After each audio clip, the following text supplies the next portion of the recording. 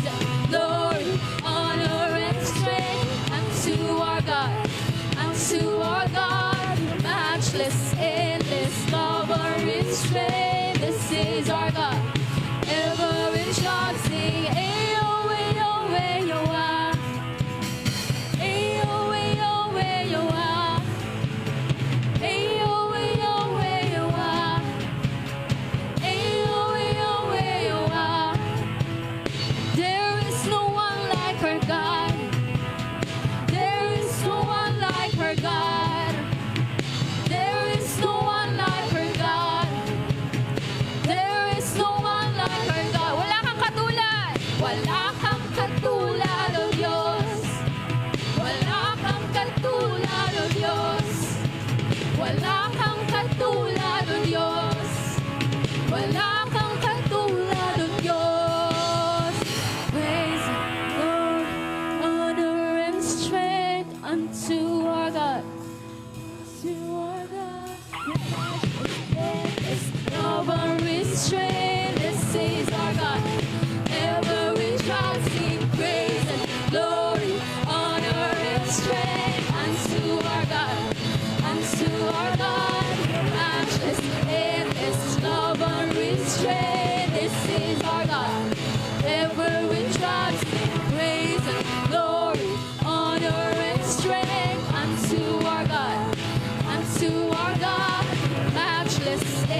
His love unrestrained. This is our God. Ever we trust. Wala kang katulad o Diyos. Wala kang katulad o Diyos. Wala kang katulad o Diyos. Wala kang katulad o Diyos. Wala kang katulad o Diyos. Wala kang katulad o Diyos. Wala kang katulad o Diyos. Wala kang katulad o Diyos. Wala kang katulad o Diyos. Wala kang katulad o Diyos. Wala kang katulad o Diyos. Wala kang katulad o Diyos. Hallelujah! Bigyan po natin isang malakas sa palakpak ang ating Panginoon. Tunay Panginoon na wala kang katulad. Hallelujah! Hallelujah! Thank you, God. Worship your holy name, Lord. Speak your name in this place, Jesus. Oh, holy name, Lord. We worship you, oh God.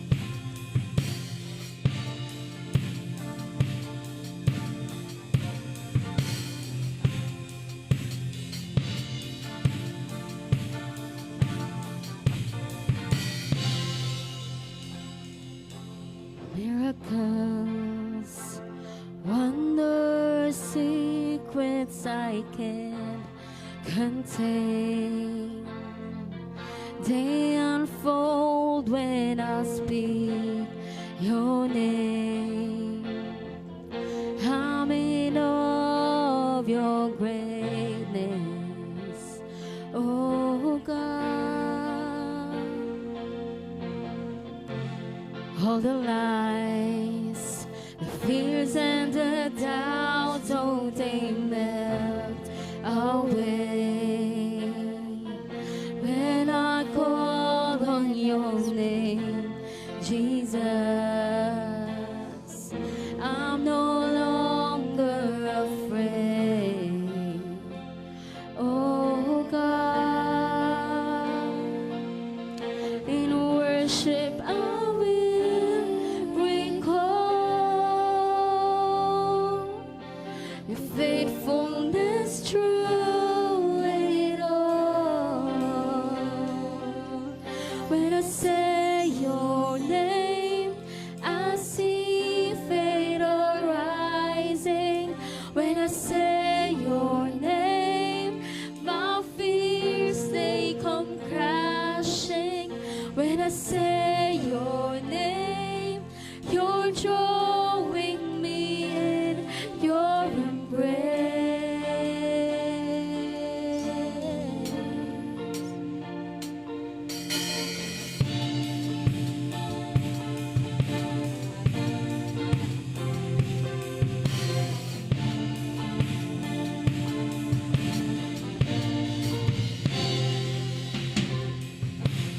All the lies, the fears and the doubts, oh, they melt away when I call on your name, Jesus.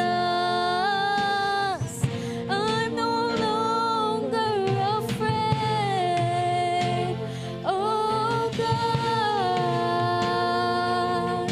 In worship I will recall your faithfulness through it all. When I say your name, I see fate arising. When I say your name, my fears they come crashing. When I say your name, your joy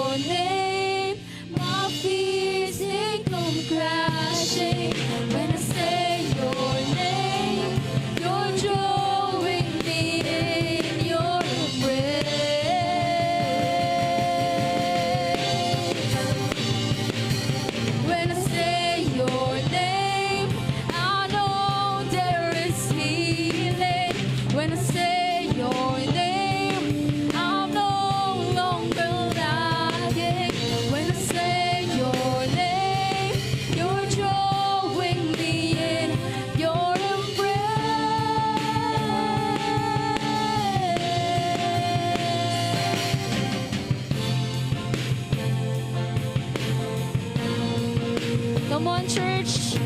Let's worship the powerful name of Jesus Christ. In His name there is restoration. In His name there is healing.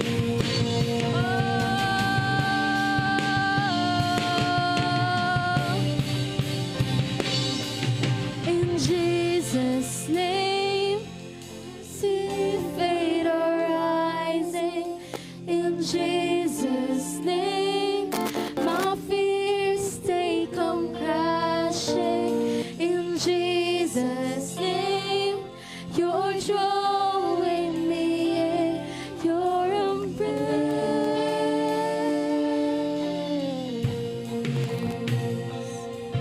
In Jesus' name, we know there is healing. In Jesus' name, we're no longer lagging. In Jesus' name, we're drawn into your embrace. Come on, church, let's declare. In Jesus' name, I see faith arising. In Jesus' name, my fears they come crashing. In Jesus' name, I'm drawn into your embrace. In Jesus' name, in Jesus' name, I know there is healing.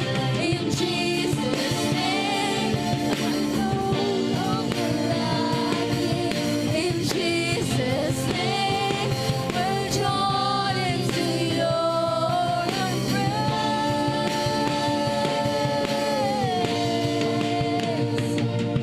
In Jesus' name, I see fate arising. In Jesus' name, my fears they come crashing. In Jesus' name, you're drawing me in your embrace.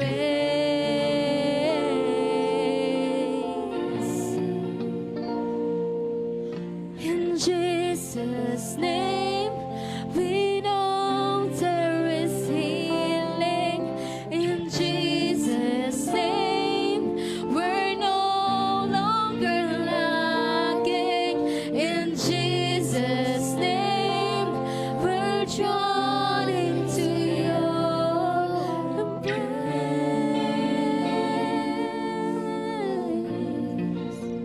Hallelujah, Lord. We thank you, God. We call upon your mighty name, Jesus. Church, the same name that brings healing, the same name that brings comfort, the same name that brings restoration is the God that has name above every name. Hallelujah. Hallelujah. We worship you, oh God. Hallelujah.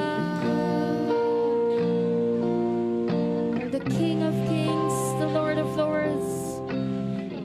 You're worthy, you're worthy, you're worthy, oh God. You're the name above all names. You are worthy of all praise, and my heart will sing how great is our God.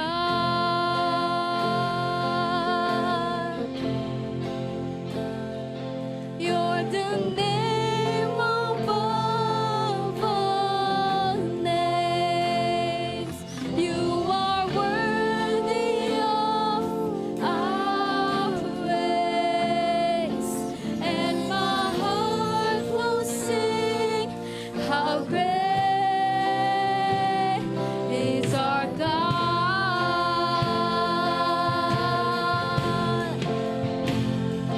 You're the name above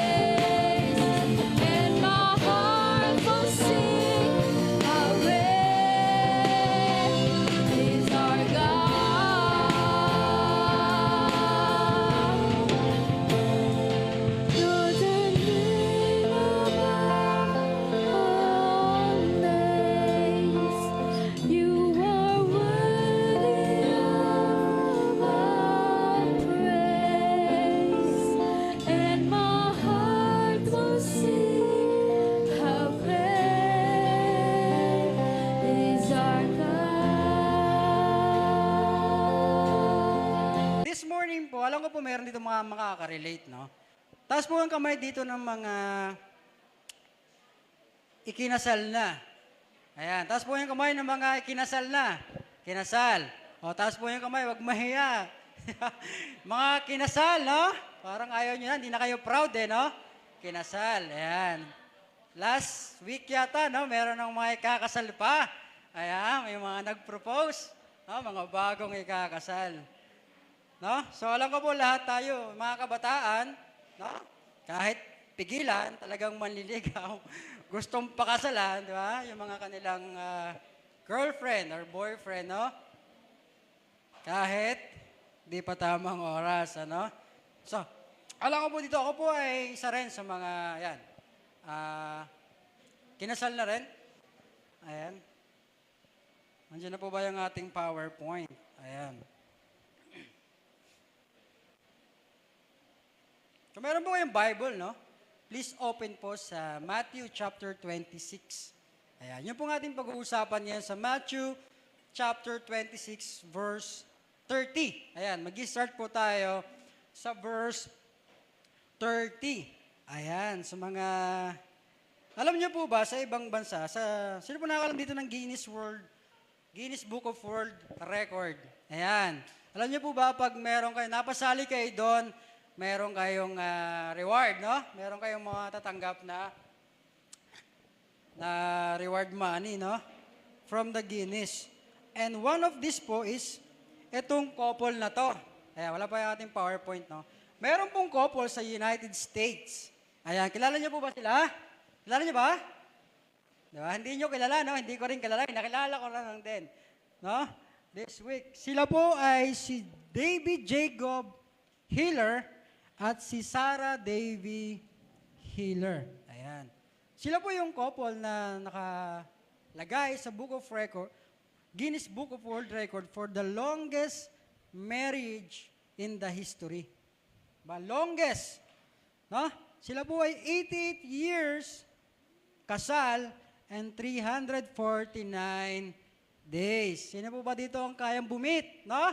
Ng 88 years. Meron na po ba ditong 10 years ng kasal? Taas po ang kamay. Taas ang kamay, 10 years, 20 years. Wala, 30 years. Yeah, 30 years, 40. 50. Parang nagmamain lang eh. 50, siguro wala pa, no? 70, meron ba 70? Wala. Sayang, no? 88 years silang kasal. Kaya lang tumigil yon kasi namatay na po yung babae, no? So, namatay na po yung babae. And ito po bang next? Kilala niyo po ba ito? Next na sa picture. Ayan, kilala niyo po ba yan? Sure ako po, kilala niyo yan, no? Sabi ko, bata pa. Bata pa, no? So, kami po ngayon ay 5 years, 5 months, 26 days. 12 hours. 30 seconds, no? So yan, so 5 years na po kaming kasal, no? So 26 po kami kinasal. So 32 na po ako, so 5 years na po kami nagbabahay-bahayan, no? Ayan, so 5 years na po kami nagbabahay. Alam niyo po ba, nung pagkasal, no? Usually, yung mga hindi natin napapansin na bagay, minsan focus tayo sa anong kakain ng bisita, anong suot mo, pogi ba ako, maganda ba yung picture ko dyan, di ba, yung mga regalo, mga ninang, ninong, nandiyan na ba lahat, mga sayaw mamaya, di ba, lahat tayo busy dyan. Pero ako kasi, kapag po kayo uma-attend ng kasal, no, so invite niyo po ako, no, mga ng kasal, no, meron po siyang tinatawag na declaration of intent. Ayan, declaration of intent. Alam niyo po ba yung declaration of intent? Ito po yung, no? Script ni Pastor, sasabihin dito. Ayan, yung to have. Paki-flash nga. Ayan. Pwede ba natin basahin lahat? 1, 2, 3, go.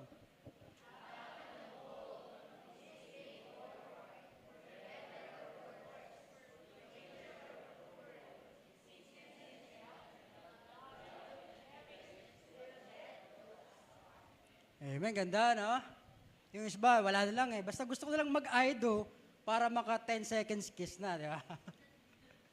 Pero, ito napakaganda po nito, no? Sabi dito, to have and to hold, from this day forward for better or for worse. no? For richer or for poorer, in sickness and in health, to love and to cherish till death do us part. Sasabihin ni groom, ikaw ba? Di ba? Tinatanggap mo ba? Tapos, di ba? Sabi mo, yes, I do. Di ba? I do agad. Hindi pa tapos, I do na. Hindi pa nga naiintindihan yung sinasabi. I do na. Ito po yung mahirap, no? Ito pong binanggit natin to, this is not easy. No? Hindi po yan easy. Mamaya pag-uusapan po natin. Ayan, kung meron po yung Bible, paki-open po sa Matthew ulit, Matthew 26, verse 30. Babasahin ko po sa Tagalog, no? Ayan. Sakay po sa 30. At pagkaawit ng isang himno, sila ay nagpunta sa bundok ng mga olibo. Sinabi ni Jesus sa kanila, sa gabing ito, ako'y iiwan niyong lahat, gaya ng nakasaad sa kasulatan. Papatayin ko ang pastol at mga ngalat ang mga tupa. Ngunit pagkatapos na ako'y muling buhay, mauuna ako sa inyo sa Galilea. Sumagot si Pedro, kahit na po iwan kayo ng lahat, hindi ko kayo iiwan. Verse 34, tandaan mo, sabi ni Jesus, sa gabi ring ito bago tumilawak ang manok, may 3 mo kong itatatwa. Verse 35, ngunit matigas na sinabi ni Pedro, kahit na ako'y patayin kasama ninyo, hindi ko kayo itatatwa, gayon din sinabi ng lahat ng mga alagad. So let's pray po. Ama namin Diyos, mga pangyarihan sa lahat. Lord, dalangin namin, Panginoon, ang iyong mga salita, Lord, ay tumimo, Panginoon, sa aming mga puso, na ito, Lord God, ay may apply namin, Panginoon, sa aming buhay pananampalataya, sa aming praktikal na pamumuhay, Panginoon. Panginoon, sa oras pong ito, Panginoon, tanggalin mo, Lord, lahat ng distractions, Panginoon, sa aming pakikinig, Lord God, na iyong mga salita. Sa pangalan mo, Jesus. Amen. Ayan. Ang title po natin ay Still Choose You. Ayan. Dito po sa ating binasa, sa verse 30, yung mga nauna-una po diyang verse, ito po yung time na 2 days na lang, 2 days na lang ipapako na po si Jesus Christ, no? 2 days na lang. So meron na po siyang banta, no? Galing sa mga Pharisees, mga term na Caiaphas, no? Si Jesus po ay naipagkanulo na rin ni Judas for 30 silver. Ng mga nauna ng verse, no? So naka-set up na lahat, no? And sa itaas po nito, bago po sinabi yung verse na yan, din po ginawa yung Last Supper, no? May makikita niyo sa pader ng bahay niyo, Last Supper, Jesus Christ, di ba? Painting ni Leonardo da Vinci, Last Supper. After po nun, ito po yun. No? Ito po yung kanilang pinag-usapan. So, sabi po sa verse 30, no? Si Jesus po, kung atin pong papansinin, sa Book of Four Gospels, lahat ng sinabi niya, dapat mangyari. So, pati yung betrayal ni Judas, pati yung paano siya papatayin, di ba? Nakaplano na to lahat. So, alam na niya kung ano yung mangyayari sa kanya. No? Hindi, pati yung Last Supper, pati yung sasabihin ng mga tao, alam na niya. And also kay Peter. No? Sabi dito sa verse 30, ayan, pagkaawit ng isang himno, sila ay nagpunta sa bundok ng Olibo. So, tandaan po natin, sobrang bihira, no, basa natin sa Bible, or makawala, na si Jesus, no, parang nag-lead siya ng worship before ng kanyang crucifixion. Bago sila umakyat sa bundok ng Mount Olive, para i-unfold pa, no, sabihin pa yung mangyayari, kumanta muna sila ng isang worship, no, na matatagpuan natin sa Psalms.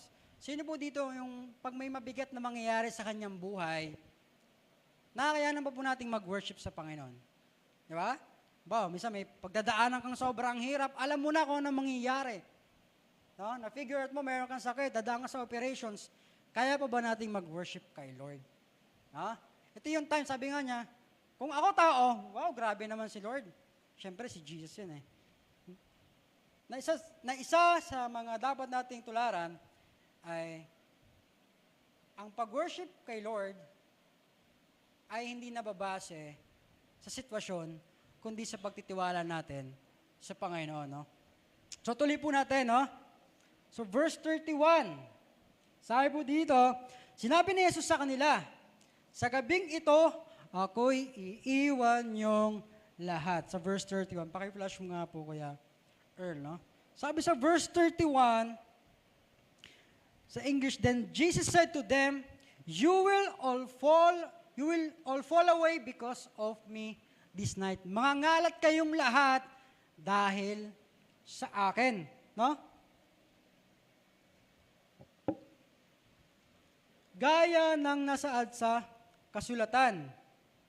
Ngunit pagkatapos na ako'y muling mabuhay, mauuna ako sa inyo sa Galilea. Pati po yung pag-iwan sa kanya ng mga 12 disciples, alam na rin niya. No? Alam niyo po ang pinakamasakit minsan sa isang buhay, no? Yung iwan ka ng mga taong nakasama mo. Iwan ka ng mga taong naging kaibigan mo. Imagine po itong mga disciples, they spent years, no? Sila, si Jesus, mga disciples, sabay silang kumakain, sabay silang hinahabol, di ba? Sabay silang di ba kung saan sila naglalakad. And this time, sabi ni Jesus, lahat kayo, di ba, iiwan nyo ako. Ha?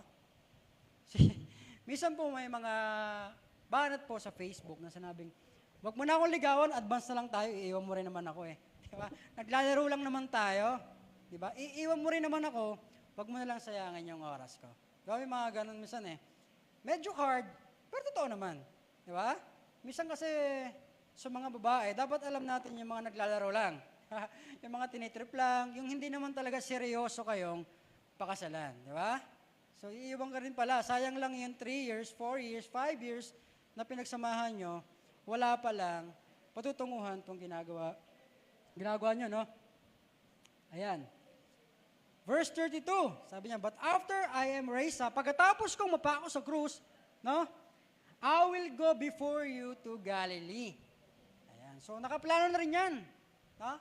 Sabi ni Jesus, pagkatapos kong mabuhay, magkita tayo sa Galilee. Lahat kayo. No? So, nakaplano na, no? Verse 33, sumagot po si Peter. Ito na po ang ating main character. Sabi ni Peter, though they all fall away because of you, I will never fall away. Ano? Sabi po sa Tagalog, sumagot si Pedro, kahit na po iwan kayo ng lahat ng tao at ng 11 disipulo, maliban sa akin, hindi ko kayo iiwan. Sabi ni Pedro. So sinasabi niya ba kay God, kay Jesus na, Lord, hindi totoo yung sinasabi mo. Yung iiwan kang 12 disciples, sila lang yon. Ibahin mo ako, Lord, sabi ni Peter. Di kita iiwan. Kahit iwan ka nila. Siguro sabi ng ibang disciples, Pedro, ayos to, sip-sip to Siya lang. Si Peter po, kanyang papansinin, siya po ay very outspoken na tao. Very bold. Kung ano nasa utak niya, kung anong nasa isip niya, sasabihin niya. No? Walang preno. Marami pong cases sa Bible na si Peter ay nire-rebuke ni Jesus dahil sa kanyang mga sinasabi. No? Pinipigilan niya lahat.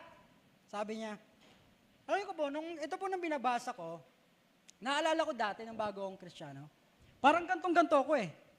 Lord, kahit anong mangyari, hindi ako aalis sa presensya mo. Sino po dito ang nakapagsabi ng ganon? Usually, kapag nasa youth camp, may narinig na sobrang gandang preaching, Lord, hindi ako mawawala. Dito lang ako, Lord. Hindi ako aalis, di kita iiwan, hindi ako mawawala sa church, Lord. Ni isa, Lord, di ako sasablay sa pagsimba. Lord, sa devotion, di ako sasablay, Lord. Never. Sabi niya po ba yan? Lord, I will never fall away. Sabi. Nabanggit niyo na po ba yan? May mga promise ba kayo kay Lord? Lord, hindi kita iiwan. Dito lang ako, Lord. Kahit anong mangyari. Magunaw mo yung mundo, nandito pa rin ako. Minsan may mga ganun po tayo. Ganyan din ako nung una. Lakas ng loob ko, no? High school pa lang. Lord, di ba? Bata pa eh. nung unang naranasan mo yung love ni Christ, feeling mo nasa alapap ka eh. Sino po ito naranasan maging in love? Kasi hindi naman lahat ng kinasal in love eh. Di ba? Sino po ito naranasan maging in love? Kahit ano gagawin mo, kahit wala kang pera, di, kaya yan. Papakasal tayo, hindi, wala tayong bahay, basta kaya yan. Di ba? Kahit minor de edad, di, okay lang yan, kaya yan. Di ba, lakas ng loob. Parang Peter, no? Kahit ano, hindi kita iiwan. Tapos biglang nahirapan, ayoko na, di, ganito pala. No? Ganito pala maging buhay. May pamilya, may anak, ang hirap pala. So, break na lang tayo muna, babalik na lang ako pag nagtatrabaho na yung anak natin. No? Sustentuhan niya ako. Sabi dito, para tayong si Peter. No? Na ganito yung ating misang character. Tuloy po natin. Para tayong nasa alapaap, kapag naranasan natin yung pag-ibig ng Panginoon sa umpisa. And habang tumatagal, lalo pong humihirap. Alam niyo po ba yung isang example, na isa rin sa tumatak sa isipan ko, it is the example ng isang tao, meron siyang dalang, for example, 1 kilong bigas. So, 1 kilong bigas, ano ba yung 1 kilong bigas? Wala lang, di ba? Ganon lang sa'yo. Pero, for example, pahawakan sa'yo ng mga 10 hours, yung 1 kg na bigas, hindi na yung 1 kg sa'yo. Sobrang bigat na. Di ba?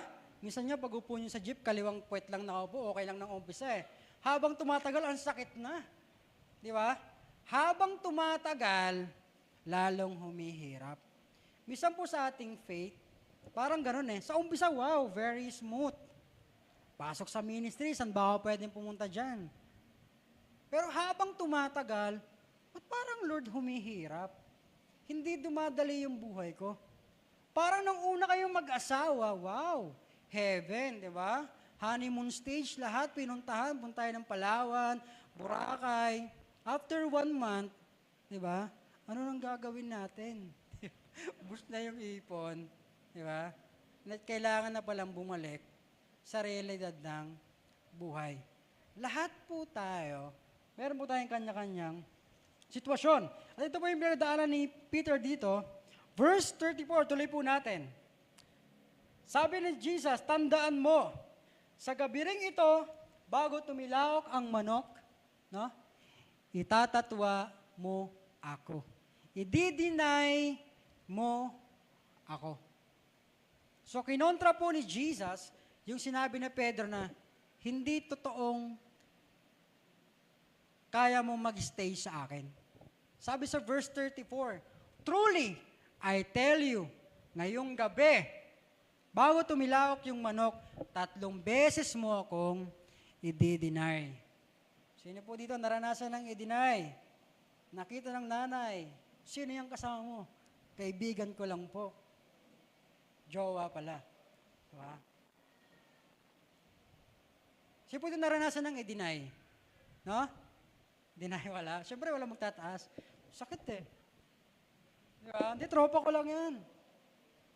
Pero dito, isa pa sa masakit, no? Na pagdadaan ni Jesus, ipapao na sa krus, binitray na, dininay pa. Sabi ni Peter, during that time na nagkakaroon ng hulihan kay Jesus, no? Hindi ko kilala ang taong iyan. Sabi ng mga tao, di ba ikaw yung kasama ni Jesus? Hindi ako yon. Kamukha ko lang yon. Kamukha ko lang yon, sabi ni Pedro siguro. There are times sa buhay natin na hindi naman gantong ka-direct natin dinideny si Jesus. Pero there are times, no? That we deny Jesus sa buhay natin. Minsan hindi natin kayang maipakita sa tao na I am a devoted Christian. No? Minsan nahihiya ka na, ano mo? Christian. Diba? Ganun lang. Christian. Diba? Hindi ko sabing di-deny. But there are times, no, nahihiya tayong i-proclaim sino si Jesus sa buhay natin. And dito, nakikita ko rin yung sarili ko dito. nung mga una-una ko pa. Nahihiya ako na malaman ng mga kaibigan ko na, uy, born again Christians. Di ba yun yung tumataas-taas ang kamay, kumakanta-kanta. Sabi ko, hindi ako yun. Hindi kami yun. Di ba? Noon lang ako, nagsisimbala ako minsan, pero active ako noon. Minsan meron pa akong in denial na hindi mo kayang ipagmalaki. Kasi nahihiya ka na, uy, di ba kayo yung hallelujah? Di ba? Kayo yung Ngayon, hindi na. We proclaim Jesus sa buhay natin. No? Pinagmamalaki natin. We are saved and we are servant of God. So, there are times na darating sa buhay natin na tayo to. May hiya tayong sabihin, di natin kayang ipagmalaki sa pamilya mo na Jesus is God. Hindi. Parang, ano ba yung sinasamba-samba niyo? Basta, nakakaganda daw kasi ng ugali eh. Sisimba na lang ako dito sa church. No? Pero sabi ito ni Jesus, 3 beses mo akong i-deny. Sobrang hirap po, no? Sa part ni Jesus. This time, no? Alam din niya. Hindi pa nangyayari. Alam ni Jesus na, ikaw, Pedro, niloloko mo ako.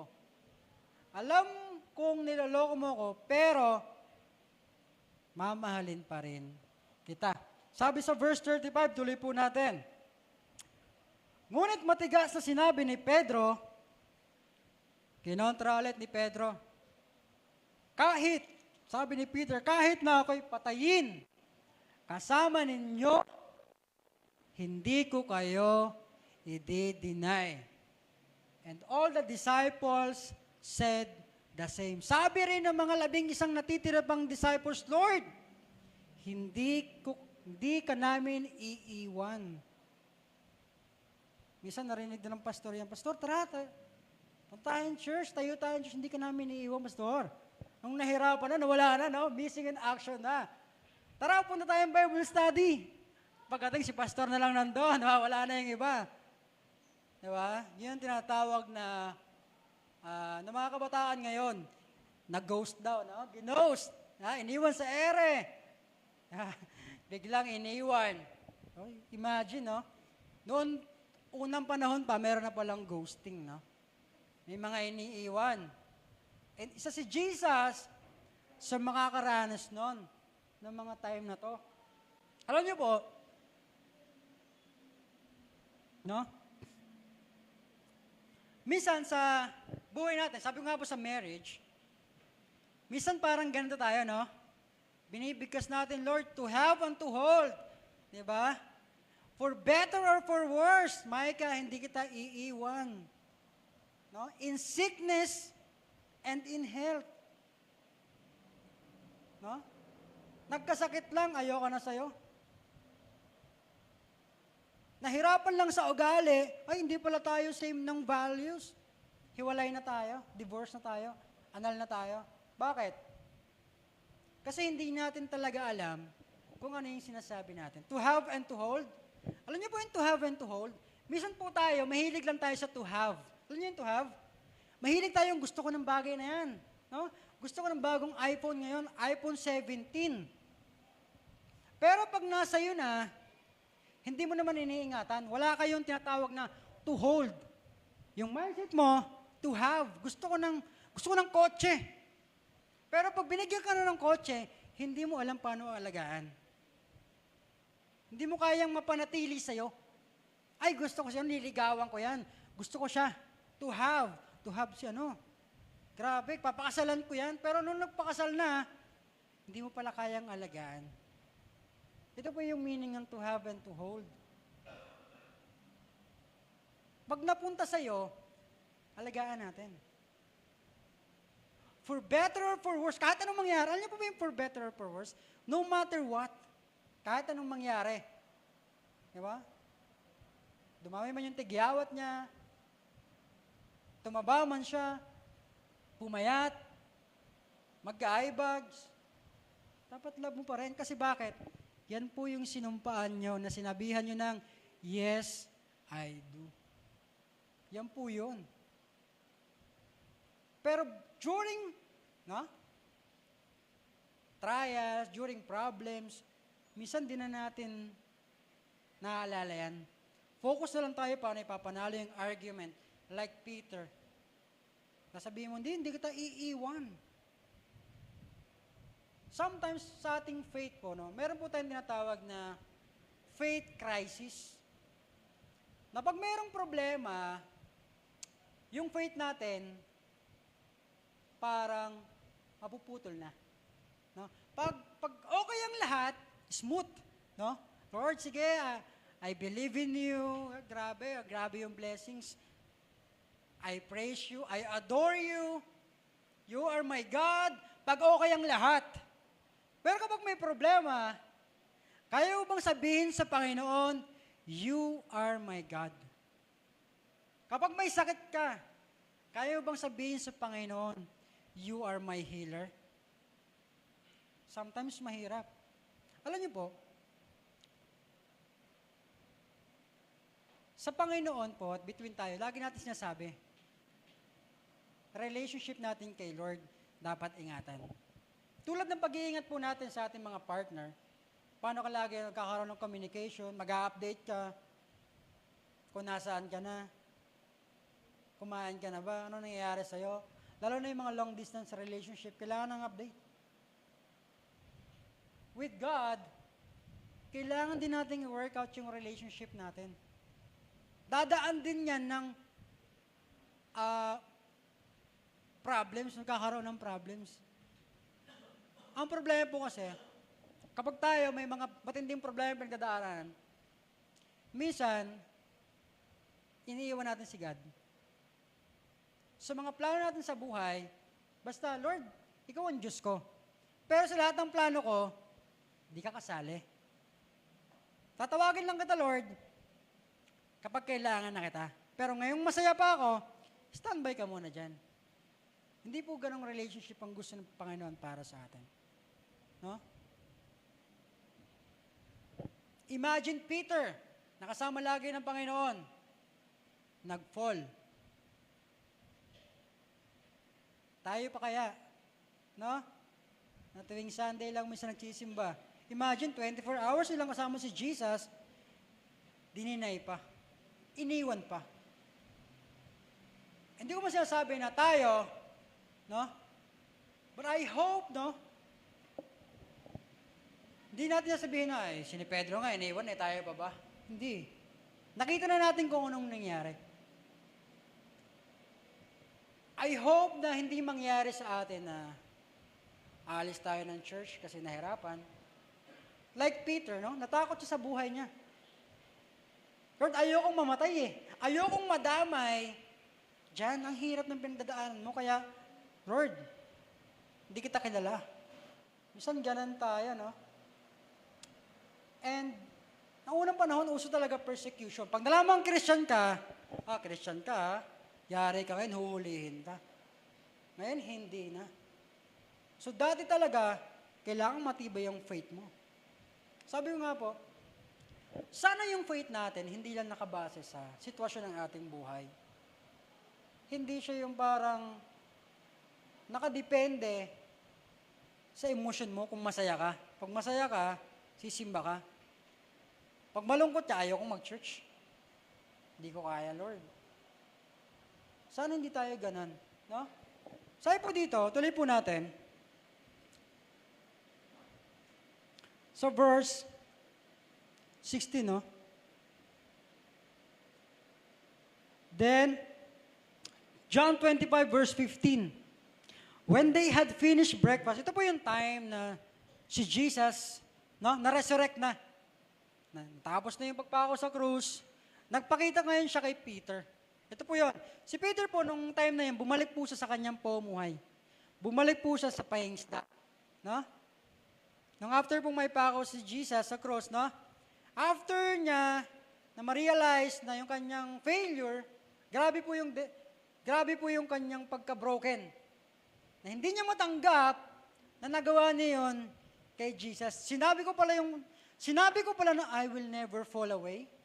Na kahit iwan ka ng maraming tao, hindi kita iiwan, pero kinain ko yung mga salita ko. Hindi ko pala. Sabi dito, John 21 verse 15, when they had finished breakfast, Jesus said to Simon Peter, Simon, son of John, do you love me more than this? He said to him, yes, Lord, you know that I love you. He said to him, feed my lamb. Sabi ni Jesus kay Peter, Pedro, mahal mo ba ako? And sabi ni Pedro, yes, Lord, alam mo na mahal kita. Tuloy po natin, verse 16. Sinabi ulit ng Panginoon, second time, Simon, son of John, do you love me? Sabi ni Pedro, yes, Lord, you know that I love you. Sabi niya, tend my sheep. Tuloy po natin sa verse 17. He said to him the third time, pangatlong ulit sinabi ni Jesus kay Pedro, Simon, son of John, anak ni John, do you love me? Mahal mo ba ako? Peter was grieved, no? Nalungkot si Pedro because he said to him the third time, do you love me? And he said to him, Lord, you know everything, and alam mo, Panginoon, na mahal kita. Hindi na siya nagmamalaki. Imagine po natin yung transformation ng heart ni Peter after ng kanyang pagbagsak. Lord, alam mo, nalalaman mo, Panginoon, na mahal kita. Alam niyo po ba sa ating Christian faith or Christian journey, hindi lang po na sapat sabihin na, Lord, mahal kita. Sasabihin ni Lord, prove it. Obey me. Feed my sheep. Tend my lambs. Sa buhay po natin Kristiyano, si God asks kayo isa-isa. Kasi nanalangin tayo sa Panginoon mahal mo ba ako? Siyempre, sabihin natin, yes, I do, Lord, love kita. Sige nga, gawin mo to. Sige nga, sunod ka sa akin kahit mahirap. Obeying Christ, di po madali, tama ba? Para kang sumusunod ng blind. Di mo alam, Lord, totoo ba? Parang kailangan akong sumunod kahit wala akong pinanghahawakan. Ang hirap naman yan, Lord. Pero dahil si Lord, siya yon, magtitiwala ka. Pero there are times na we are still in doubt. Lahat niya sinabi dito ni Jesus lahat nangyari. Paano siya tatraydorin, paano siya itatatwa ni Pedro, kung kailan siya mabubuhay, kung kailan sila magkikita, sinabi niya na lahat. No? Imagine the transformation, imagine yung assurance ng ating paniniwalaan. And yet, meron pa rin tayong trust issue kay Lord. Na totoo ba, Lord, na pag sumunod ako sa iyo? Remember po, no? Faith and obeying the Lord is not about physical things. No? Lord, susunod ako sa iyo pag mayaman na ako, Lord. Lord, pupunta ako sa church, Lord, pag may kotse na ako, hirap magsimba, Lord Ay, init. Lord, susunod ako sa iyo kapag wala na akong problema, Lord. Lord, ayokong magsimba ngayon kasi bakit? Baka masunog ako. It is not. Sometimes marami tayong alibi when it comes to our faith. Tama ba? Tandaan po natin, hindi lang sapat. Alam niyo po si Pedro, love talaga naman niya si Jesus. Mahal talaga niya. More than, tandaan niyo po ito darating po sa point ng buhay niyo, lalaga pa kayo. Lalaga pa yung faith niyo. Sino po dito ay nakaranas ng lumagapak ang faith? Namatayan. Then, we ask God, Lord, what happened, Lord? Nagsisimba naman kami, bakit sa amin nangyari? Alam niyo po, marami pong Christians, they turn their back, no? Nag-backslide sila sa kanilang faith dahil sa na-turn off sila kay God. Lord, akala ko ba, bibless mo kami? At parang iba yung nangyari. Akala ko ba, Lord, pag sumunod ako sa iyo, ipapalain mo ako. And nang hindi pinagpala, hindi gumaling, hindi nangyari yung ating ginugusto, Lord, ayoko na sa iyo. Liar ka naman, Lord, hindi ka naman totoo. And that is our faith, no? na naka-base sa material things. Sa mga prayers natin na hindi natupad. Na Lord, pag hindi mo tinupad, diba, X na kita. Diba, break na tayo, Lord. Alam niyo po sa marriage, no? Sabi ko nga po, lagi kong example marriage. Ang dalawang taong pinagsama, mag-aaway at mag-aawayan. Yang asawa mo, i-fail ka niyan.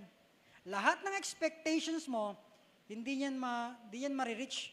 Kaya nga sabi po sa akin ng pastor na nagkasal sa amin, yung expectations mo, diyan ka babagsak.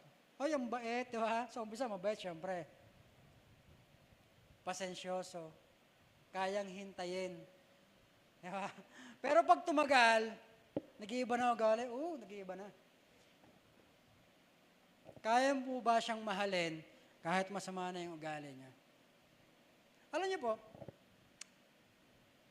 Christianity is not about loving Jesus. Hindi lang siya about loving Jesus. Madaling mahalin si Jesus eh. Pero yung loving Judas, na tumaraydor sa'yo, na lagi kang pinifail like Peter, yan yung dapat na love na makuha natin kay Christ. Kasi sabi nga, madali namang mahalin yung mga taong mahal ka eh. Pero paano mamahalin yung mga taong katulad ni Judas? Paano mamahalin yung taong katulad ni Peter? Paano mo mamahalin yung mga tao sa paligid mo? And this is the love of the Lord. Lahat ng ito, na pinagdaanan niya sa krus, para sa atin, para sa iyo, para sa katabi natin, para sa akin. Lahat po ng yan, para sa atin. Dinanas niya yan, kahit mahirap, alam niya kung ano mangyayari, he still obey the Lord. There will be sacrifices. Ano ba yung makukuha ni Jesus kapag ginawa niya yan? Magiging super God ba siya? No. It is for us. Dahil mahal niya tayo. Alam niyo po, sa ating buhay Kristiyano, like Peter na pinagtiwalaan, tayo po sa ating pagbagsak, dapat meron po tayong pagbangon tulad ni Pedro. Nung tinatanong po ni Jesus si Pedro, hindi po siya ipinapahiya. Siya po ay nire-restore ni Lord sa kanyang pagbagsak. Kasi sobrang devastated niya eh. Imagine, no? Pinakamalapit, iniwan sa ere. And this is us. Sometimes God needs us, pero, Lord, saka na, Lord. Saka na muna, Lord. Saka na ako mag-o-obey sa'yo, Lord. Kapag okay na ako, never kang magiging okay. Kapag inintay mo yung inaantay mo, never na mangyayari yun. Bakit? Because the status of the heart reveals the intention. Lord, di pa ako ready eh. Kailan ka magiging ready? Sino mag-ready sa'yo? Nang tinawag yung 12 disciples, di naman sila nag-aral. Fisherman, tax collector, and asin tayo. Meron tayong knowledge about Bible, and we still, no? Nag-aalabay kay God. Lord, sorry Lord, di ako magaling. Ako po, di ako magaling.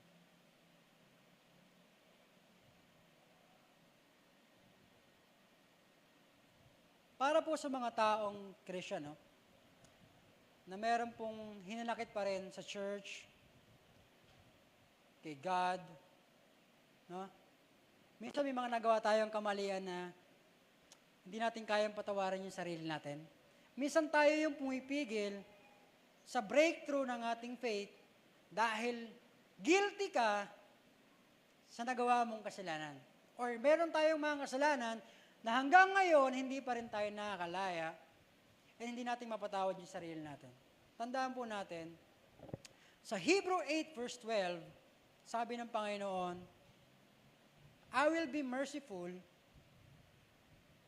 and lahat ng kasalanan ginawa mo, hindi ko na aalalahanin pa. remember your sins no more. Kaya patawarin nyo na yung mga sarili nyo. Na may nagawa tayong mali. Yung kaibigan natin na iniwan ka sa ere, mga church members na nakasakit sa atin sa church, let's start forgiving. No? Nagpatawad na po tayo. Kasi sino ba tayo?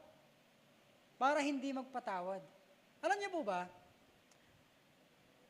after Jesus' resurrection, grabe yung power and encounter ni Peter sa mga tao.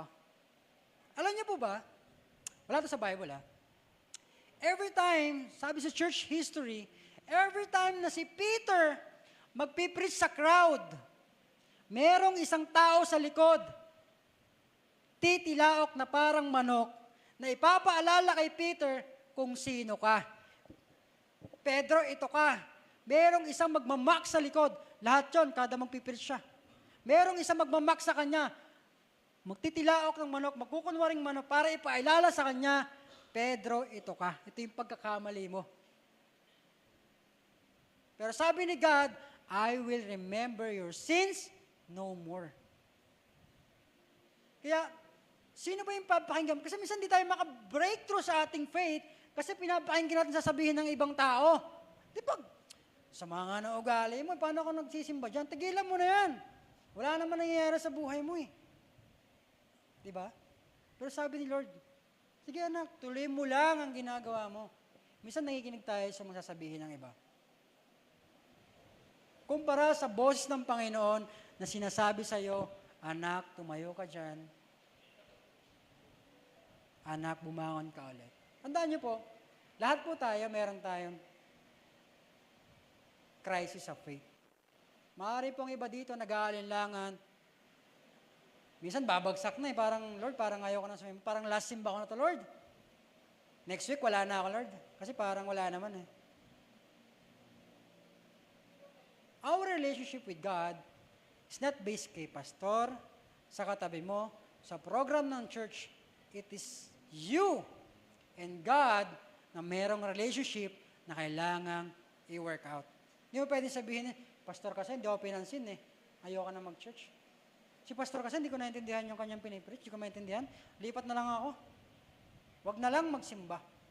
Nandun din naman si Lord sa bahay. There are times na meron tayong ganan. No? Pwede ba tayong tumayo lahat? I hope po sa ating Christian journey, like in marriage, no? Magkakasamaan kayo ng loob. Hindi kayo magiging swak yung inyong mga value. Pero sana,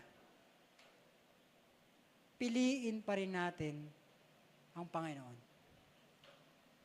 Isa po sa mga binasa ko na articles about marriage, kung bakit daw nagtatagal ang marriage, ay dahil sa araw-araw nilang pinipili yung partner nila.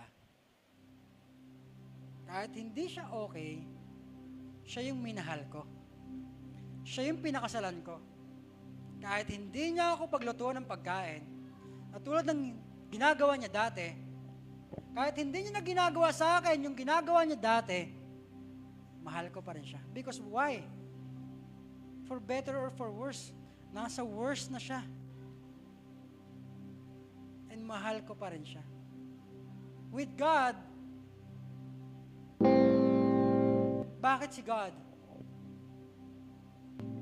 Pwede naman siyang pumili ng iba pa na mas maayos kay Pedro, pero pinuntahan pa rin ni Jesus si Peter. Peter, halika! Ayusin natin ang faith mo. I-restore kita. Sometimes, God will knock sa ating mga puso, no? God will restore you. Ang kailangan mo lang gawin, to be like Peter. Yes, Lord. Alam mong mahal kita. Alam mo, Lord, gusto kong sumunod. Pero nahihirapan lang ako. Pero gusto ko, Lord, mag-serve sa'yo. Sana sa lahat ng ating tagumpay, piliin pa rin natin ang Panginoon. Sana sa ating pagbagsak, piliin pa rin nating tumawag sa Panginoon. Sa ating pag-aalinlangan, piliin pa rin nating magtiwala sa Panginoon. Because God is faithful. Simula umpisa hanggang ngayon. Hindi mo man nakikita ngayon. Parang hindi, Lord, parang hindi nag-make sense, Lord. Pero I will still trust you, Panginoon. Parang, Lord, lahat ng plans ko, Panginoon, wala pa nangyayari. But I will trust you, Lord. I will trust you, Lord. Sa presensya mo lang ako, Lord. I hope yung mga tao naguguluhan ngayon, you will find peace, may God. I hope, God, katukin nila yung mga puso natin para muling magpakilala sa ating mga buhay.